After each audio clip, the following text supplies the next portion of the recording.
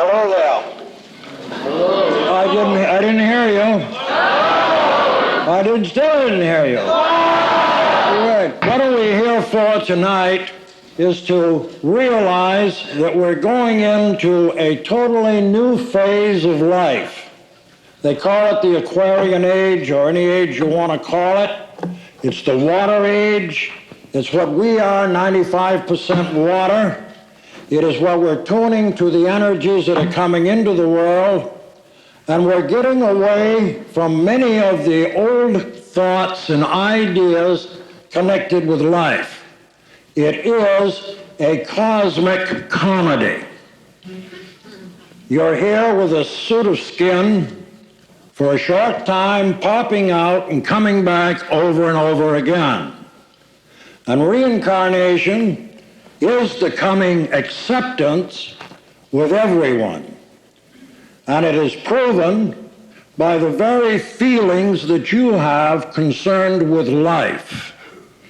Our problem lies in realizing the old story of the minister that had selected his topic of the day about many are called and few are chosen. The little boy came home from the sermon, and his father asked him, what did the minister say? He said, I don't know, something about many are cold, but few are frozen. Now, many of us are cold concerning Orthodox beliefs and ideas. And many of us are frozen and locked into proof. And the proof of all metaphysics, of all psychical endeavors, is within yourself. And when you stop and think, the energy you wear within the skin is an exact replica of your physical body, only it has 7 senses instead of 5. You tap into it all of the time. And I'm weary of people saying, is she psychic? Is he psychic? Am I psychic? Everyone is. Everyone wears a psyche. And everyone has the ability to turn on to this force.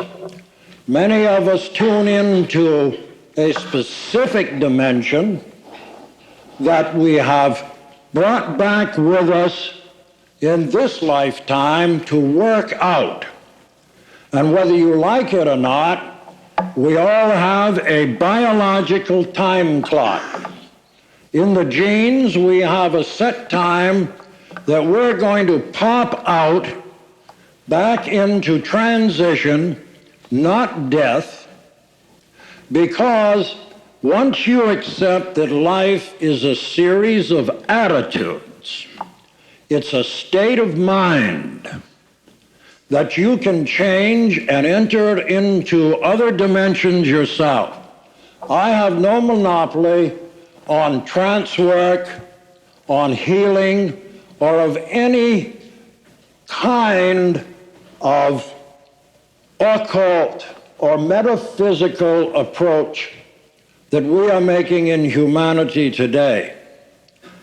The great problem is, and I do not say it negatively, but we have lost the essence of what we represent. We are relying on others instead of ourselves. In other words, our world has become compartmentalized. Unfortunately, no more do we see the rural physician going house to house. We're getting so we're having a regular hospital where we go in one door and we go to various departments where they give aid to the liver or the kidneys or the stomach. And now they're thinking, well, we're going to have spare part banks where anything you need, they're going to give you. But everything but except the energy that you wear. Now, this energy has been measured in the film The Ultimate Mystery, which maybe we can show sometime. It'll show you how they've weighed what you are. And it's just a few ounces. They've proven, Dr. Moody, Elizabeth Ross, Life After Life, that there is continuity. And the problems that arise in all of our denominations of today, we're always busy looking upward or outward. And we're always thinking of this God, this deity, this infinite intelligence as being a peeping Tom. We think, some people say that they never undress in the light because they don't want God to see them in their nudity. Well, one lady said that she would never go to an undertaker because he might take advantage of her before they put her in the grave. These are the fears that kill you. Superstitions and ideas concerning what deity is. And again, it is inside of you. You are God yourself. And many of us do not understand this. And I take it from the old master Chatri. And this comes up through the ages. And he says, until the Lord is known as oneself, there is no freedom from fear and no real wisdom. And so we have to dispel the idea that there is a personified God and that we're always trying to reach him with our supplications and our piety, because again, God has a sense of humor, and we all display it at times. It might take a little spirit from the bottle. It might take a little dance. But it's getting into the joy and the beauty of life and realizing that we are God and there's nothing out there but frequencies of energy.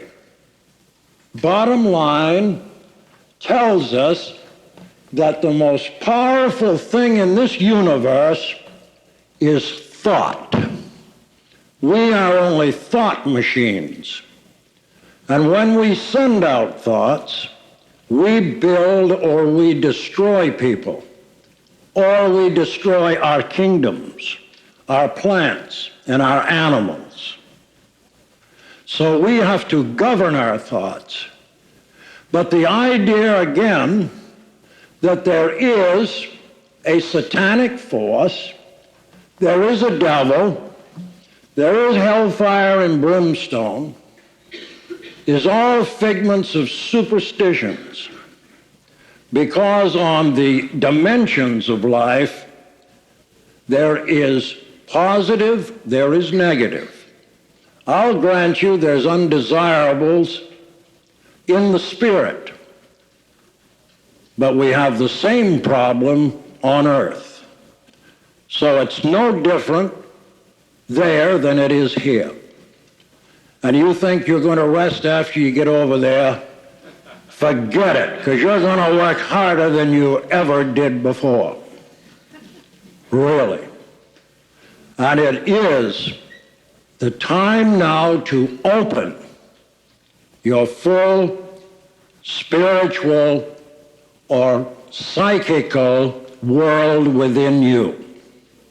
The simple way to do it is to forget all you've been taught.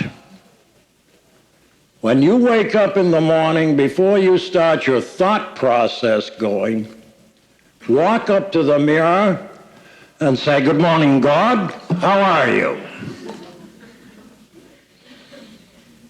But if you're going to cling to the Orthodox ways If you're cold and you're frozen in limitations imposed because it all began, for instance, Egypt is a land where they had the fullness of life, the wisdom, the oneness. It was taught.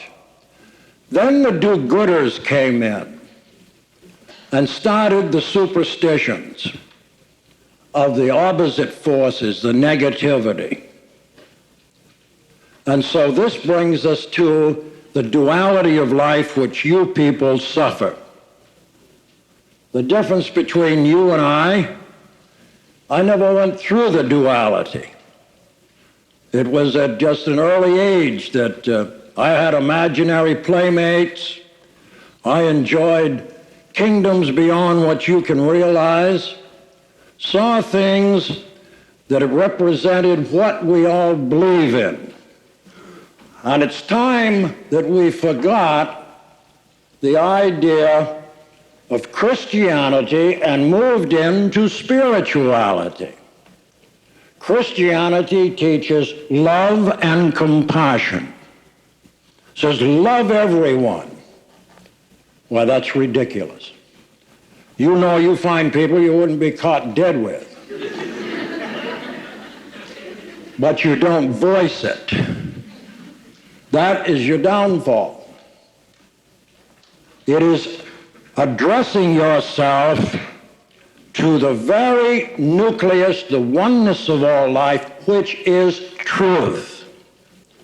We are a tree, and the tree roots from which we grow spawn the branches that give us the full 7 psychic abilities that we are looking for.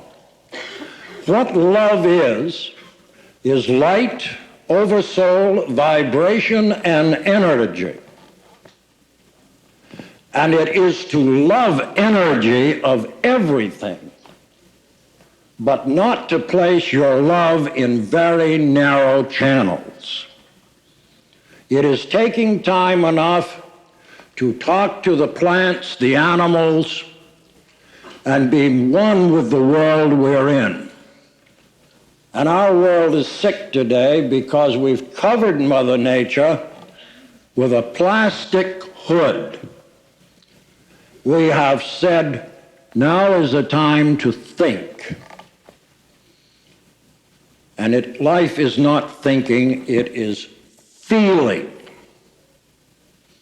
You'll notice that when someone addresses a question to you, you say, I've got to think about it. But actually, you're saying, I've got to feel about it. So you reflect on the problem.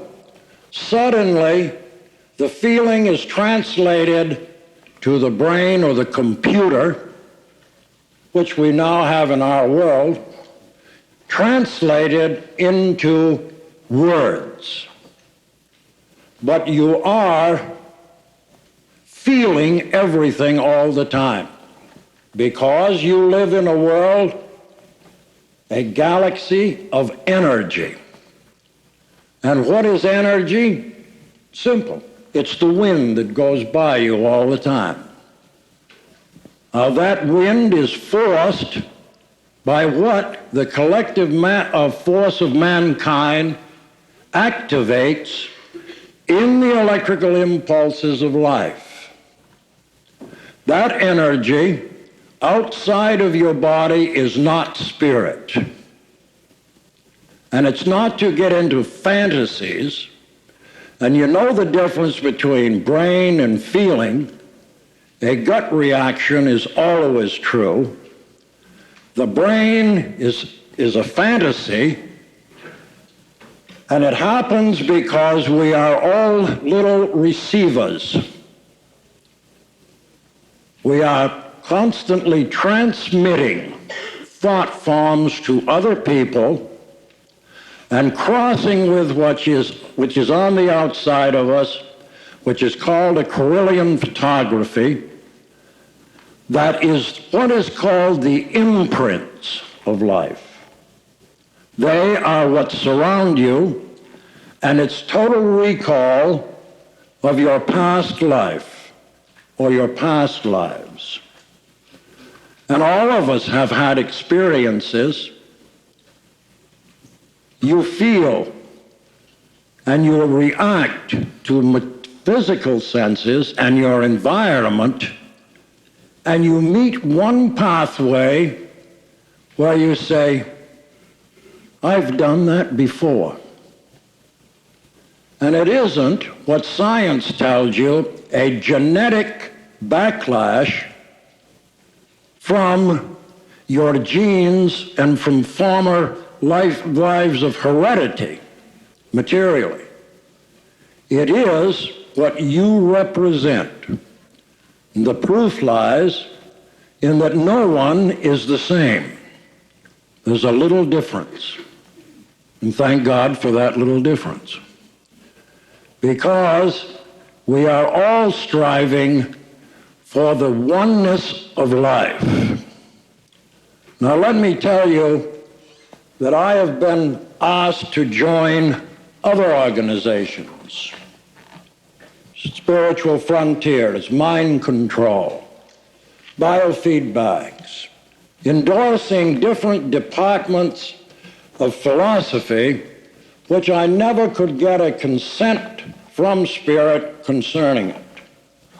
I have endorsed this organization by permission of Spirit alone. And I'll tell you why I've endorsed it. Because Morris has opened 61 departments, which are listed here, of the different expressions of life that he's going to have, you're going to talk about, and you're going to become involved with. And it's the only thing that will defeat it, as I told him, was dissension. If that creeps in, then Morris will no longer be in the world. So, on his purpose of the society, he's seeking to advance the betterment and enlightenment of all people kind in preparation for the Aquarian age. And I've endorsed it because in this locality in Boston, it needs something where individuals can go and you're not treated like a group that you come and hear various lectures. It is where you join yourself, where you have potentials that want to be opened up, and no one's going to say you are a weirdo, you're ready for Section 8 or a psychiatric treatment. It's bearing what you feel and know within yourself. But the thing is to remember, the message I leave with you is to get out of the thought of this looking up or outward, because what you're looking for in your beliefs and what you've been taught is not there. It's all inside yourself. And so we become involved in society. We set patterns of life. We're always concerned about our morality. That's a great problem. Your morality comes with you from each lifetime. Surrounding that body that Kirlian photography shows, the imprints of all you have been, is the full force that represents those former lifetimes and turns you on to your total expression of life. But again, truth is another name for God. And when you meet someone, you don't think, well, I don't like you, or I wouldn't be caught dead with you. You must learn to confront individuals honestly. It's like saying, I don't like you, I don't know why, but let's sit down and talk about it. What is it you don't like about me?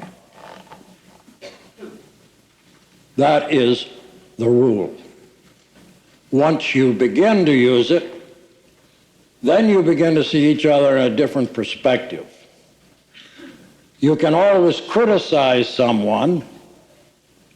You can always swear at them. But underneath it all, when you get through, you say, this is not a criticism, it's just an observation. So you cancel out getting the negativity out of you, and it balances you and the person you are with.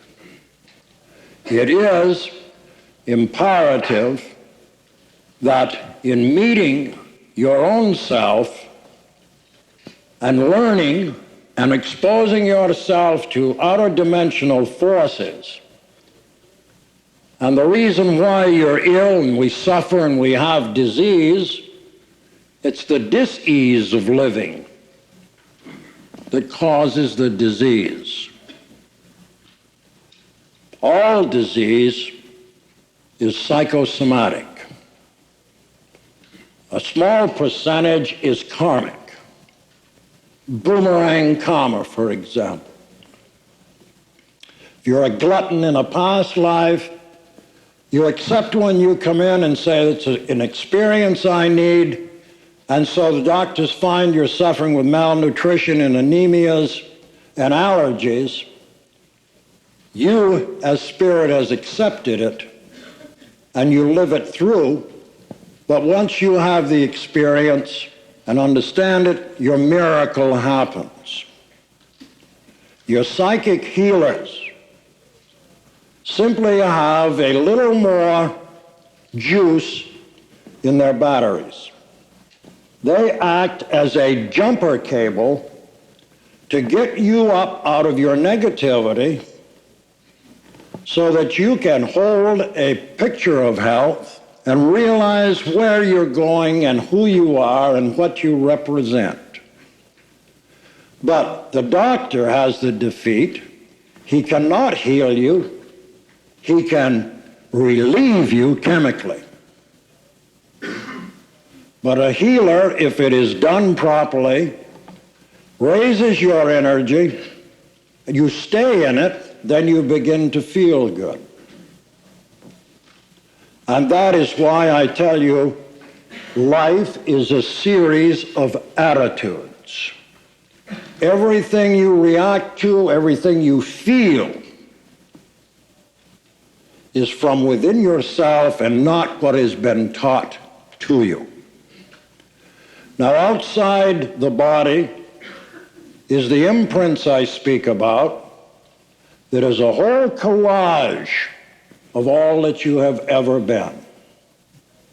And everyone's been around the circle perhaps 1,000 times.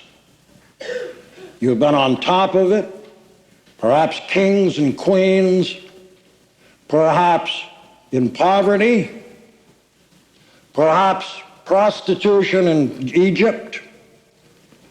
You've been through all the phases that are kindred to you because of your fears.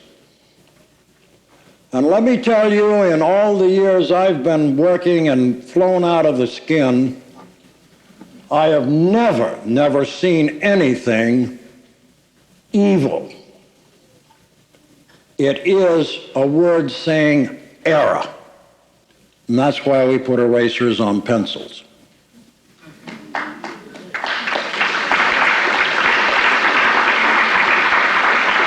So, as you move into a collective thought force, which is what this society is all about, Morris has knocked himself out putting this whole thing together. Fabulous job. And I endorse it 100% because as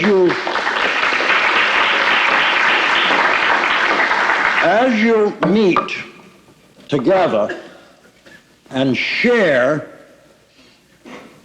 you will find it will give you an increase of your own psychical ability. this spiritual ability we have not found up to the present time, because we cling to past experiences and limitations, and there's always somebody telling us what we should do or what we should not do. And it's when we look inside and say, I'm going to do it. And you ask for proof of all of this joy, beauty, and wisdom and truth that we live in, and that's all it is. But you can say, well, how about the Amityville horror? How about people that are possessed? How about, for example, the time that Jesus took the evil spirits out of individuals, threw them in a sheep, and the sheep jumped over a cliff and were killed? Simply because the negative influence that you attract to yourself becomes a part of you. And that's when you begin to delve in superstitions, or you accept undesirables around you. But it isn't evil. It's part of the balance of life. And if you constantly seek the highest, if you constantly express joy and love and beauty and wisdom, and if you want to begin to hear sounds you never heard, go talk to a tree. Pick up a stone and talk to it. Talk to your doorknob. When you flush the John, say thank you. Sounds ridiculous, but it is the compassion and the tenderness of life that opens widely things you will hear. And you will hear voices say thank you. Now all of this is to forget proof. I gotta have proof, or I won't believe. Or this man has got to have credibility, or I've got to have credibility. You cannot believe 100% in any form of spiritual growth until you have had it yourself. And you can't have it because we are sociable animals in the world. We need to congregate, we need to express, we need to enjoy each other as energy. And when we do, then comes our own proof. And then we dispel this idea everybody talks about is death. It is no such thing. It's only birth and rebirth. Why worry about death when you died coming into the house you wear? Whether you know it or not, you saw your karmic patterns, experiences that you have to work out.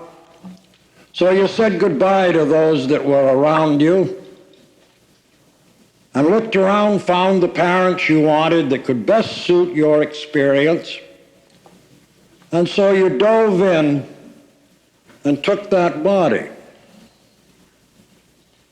And remember that we do not become a living soul until we take the first breath of prana or life force, which is energy.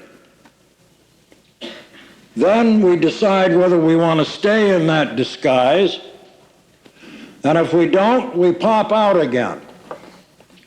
So we say, well, it's a crib death, or we mourn about it.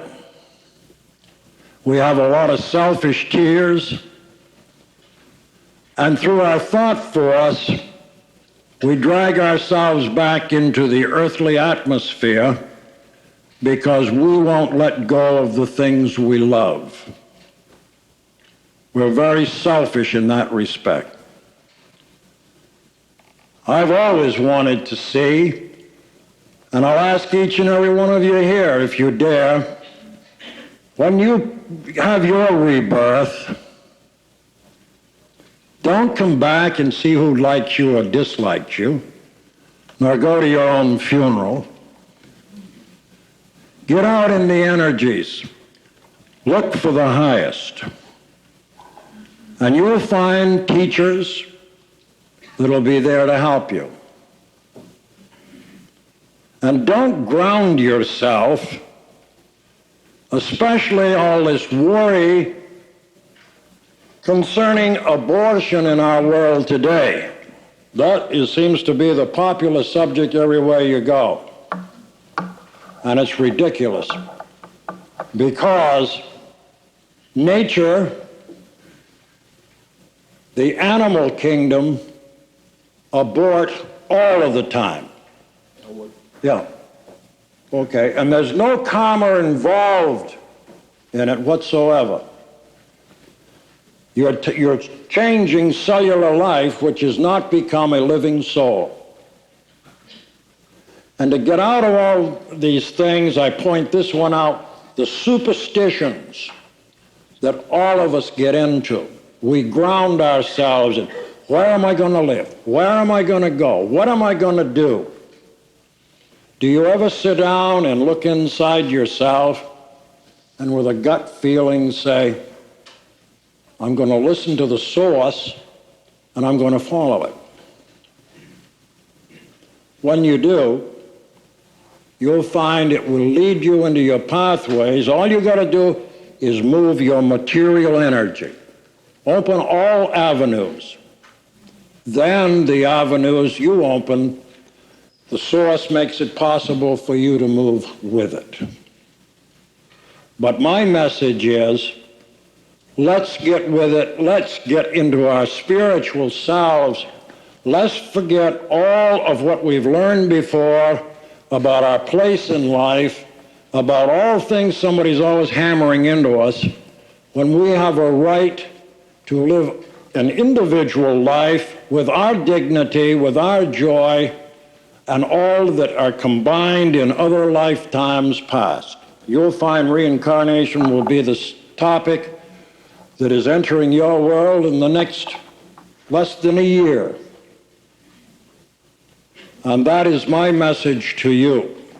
Let's get with it and get out of the body if we want to, see visions, open up to our inner selves, because you're going to have to do it someday.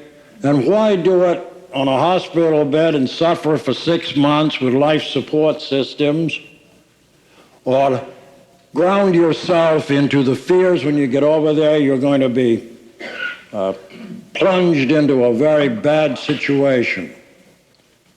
It is now the time when the world is now in the thought, I'm afraid to live and I'm afraid to die. And there's no need to be. It's rebirth all of the time. Look at nature if you want to see it. Get out and expand yourself in the winds of life. There's your answers. It's being open with yourself. Now, what we are going to do is give you a demonstration of my gift, which is not mine alone, because anyone can do it.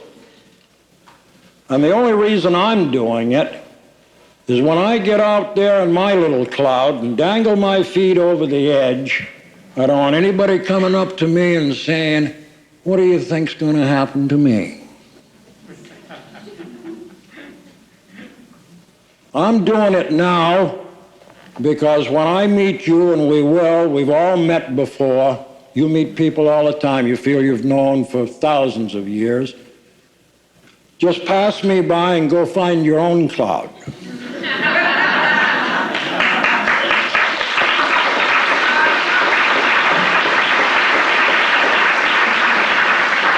So I'm going to serve my karma, same as the avatars of old. Do it now, whether you like it or not, whether you believe it. Whatever truth you establish in yourself or whatever untruths you feel are unveiled is beside the point. Now, just a minute on the demonstration of trance. It is nothing where you go into holy positions or you have to become pious and look up and pray. It is simply, the easiest way I can explain it, I'd open my awareness to all the glory and beauty of life. The minute I do, it is like some giant hand turned on a cosmic vacuum cleaner. And I feel this sucking of myself, that little ounce of me, out of my body completely. While I am going out, an energy moves in, sweeps over me, sustains the life support system, and talks to you from the other dimensions. And it is not to call and say that, hey, here's somebody that can solve all our problems. It is only acting as a guide for you to get you where you can do the same thing. I'm forever going out of the body, and everyone else is forever trying to get out of theirs, and I'm trying to stay in mine. And so I feel if I can get everybody into this work, where everyone comes together with this collectiveness, then you can enjoy the other realms. And if you want to go out like the animal does and find a place when you know you're going to discard your flesh and burn it, bury it, or whatever you want to do, and then leave it. But don't cling to your body. Another point, each cell in your body, which there are 90 so million or more, has its own consciousness. And you, through your feeling and thought, control what it does. You can pray all you want to until you can get in and talk to those cells. If you got a problem and say, hey man, get those liver cells going. Increase the frequency. I don't ask it, I demand it. And you can get on your knees and pray to God for thousands of years and he's not going to do a thing. It's up to you. You have to do it. And you can do it with that thought and your attitude. If you change your attitude, you change your whole life. So, your homework, if you want it, when you get up in the morning, before you think one thought, walk up to the mirror and say, good morning, God. That's all you have to do. So let's demonstrate the trance. You're talking with Dr. Fischer from out of the dimensions beyond the astral. You can ask questions of him, and Bob is kind enough to rephrase or amplify the question so all can hear it. So don't be bashful. If you got a question, yell it out. Listen to the answer. And forget your modesty, your bashfulness, and after you leave, you'll regret it if you don't, because somebody always says, well, I would have liked to ask them a question, but I don't dare stand up and talk to people. And you can talk to anyone if you look them in their eye and in their energy. Because the secret is you don't look at people, you look in them. And you draw to yourself what you are. Okay?